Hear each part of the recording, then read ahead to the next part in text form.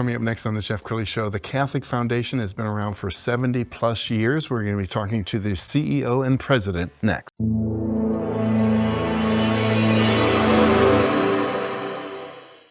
Many are predicting that the worst is yet to come, which is unfortunate, said one person here.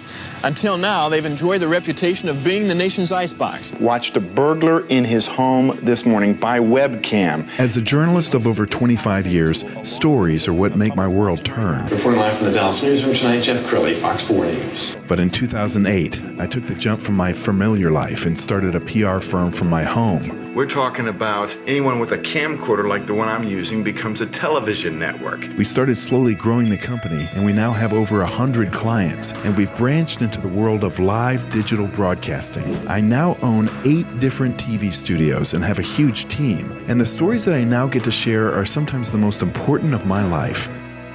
Life has a funny way of coming around full circle. This is the Jeff Crilley Show. Well, many people have heard of the Catholic Foundation, but many people are still confused on what is it. It's been around for 70 plus years, formed in 1955. It has such a rich history. I couldn't think of a better person to invite on the show than the president and CEO, Matt Kramer. Thanks for coming on the show. Jeff, thanks for having me. Absolutely. Really appreciate it. All right, let's go back to 1955. So the earliest days, who started it?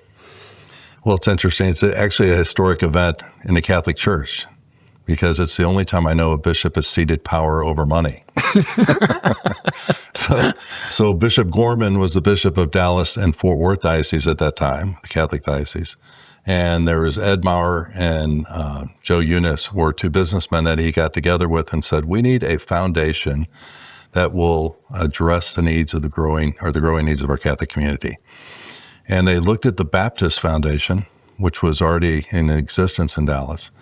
And they said, we want to emulate them, so let's put the Catholic spin on it. I love that. But the important piece of having a lay-led organization was there's no way Bishop Gorman had the knowledge that we were going to have sexual abuse claims in the 1990s or 2000s and so forth. So it was extreme. It was just brilliant that he came up with this to have a lay-led organization, because we are not part of the church. The bishop is not my boss. He sits on the board, but he's not my boss. I do have a boss that changes every 2 years, but we are run by lay people. And what's the mission of the organization? We're there to promote compassionate charitable giving throughout the community and to serve donors.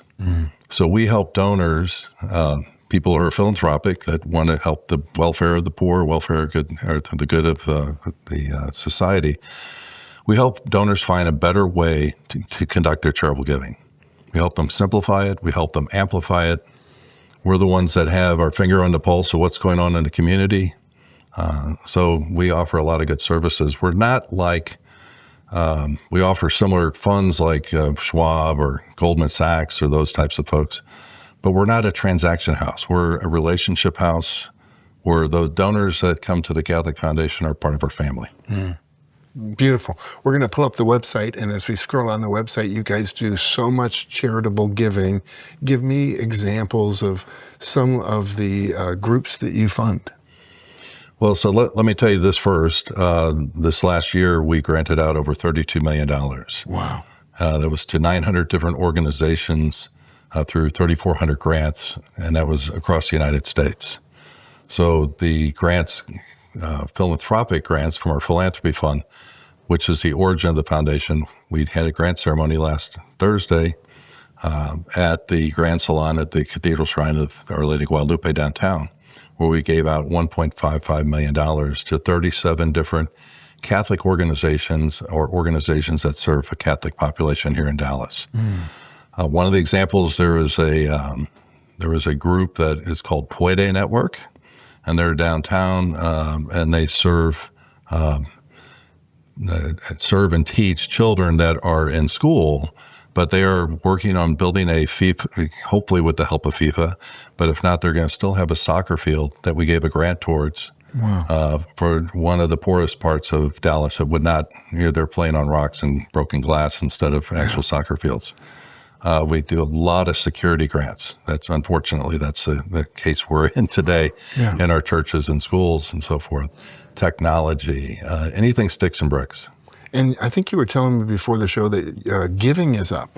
Are we seeing more people donating than ever before? Contributions are up across the United States. I would tell you our last record was in 2024. We had $27 million in contributions. Wow. Last year, with the help of the market, with the help of the One Big Beautiful Bill Act, we almost doubled that to $52.25 million. It was the best year ever in the history of the foundation. Incredible. Matt, I can't think of a better job than the one you have. It must feel good. I'm really blessed. It's great. And you've been doing it since 2013. Tell us about the last 13 years. So when I joined the foundation, we were granting out roughly $5 million a year. And as I said, we granted $32 million last year, which is amazing. Wow. And that's a lot of people, a lot of donors using the foundation for their charitable giving. And so what we've seen is a growth in that and the growth of assets. Assets have gone from roughly, when I joined, about $120 million. We're close to $370 million right now in assets. Incredible. We're going to show a video, but I want you to set this up first. So you have a scholarship award that you grant, and you know the young man that received it. Why don't you set up this clip? Tell me more. Sure. So every year, the Catholic Foundation has an award dinner where we honor somebody that has done great work in our community and influenced our Catholic community. This last year, we honored Jim Maroney from the Bilo, but he had done a lot of work with Cistercian College Prep. He did a lot of work with the young Catholic professionals, and he also is a driver behind the only institute for homiletics in the world, which is at the University of Dallas, which he fundraised for and has a fund at the Catholic Foundation. So he was honored that evening, but as part of the evening, we have a competition amongst the 8 Catholic high schools here in Dallas to put up their top junior student. And they answer a essay or write an essay that says, what does my Catholic education mean to me? And so these 8 are submitted, and we have a group of trustees and donors and advisory council members that actually go and research these and look at them, and they make a decision on who wins the award. All the applicants get $2,500 scholarship towards their senior year, and the winner gets a $10,000 gift towards their senior year. Outstanding. Okay, we found a great clip. Let's go ahead and roll that. You're doing a great job.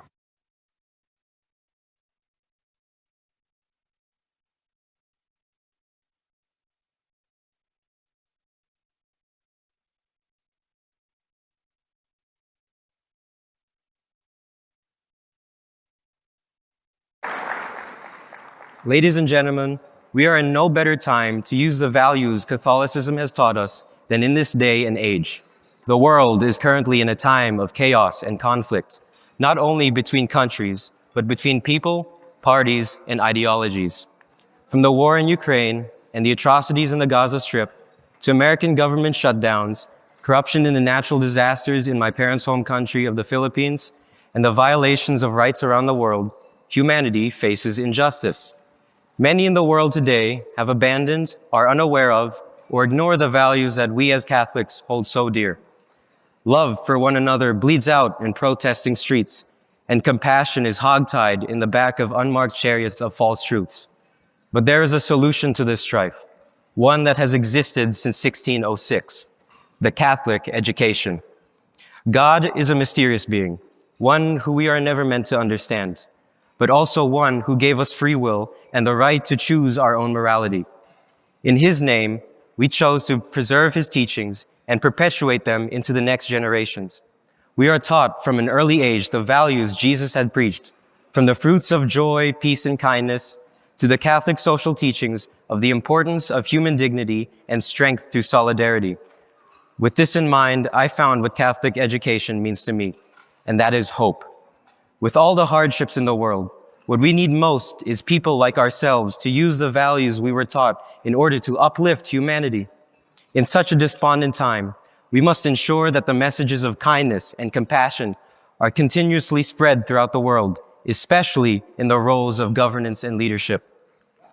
If we continue to teach the younger generations the values of Catholicism, then we will always have people who will stand up to injustice in the name of God and what is right.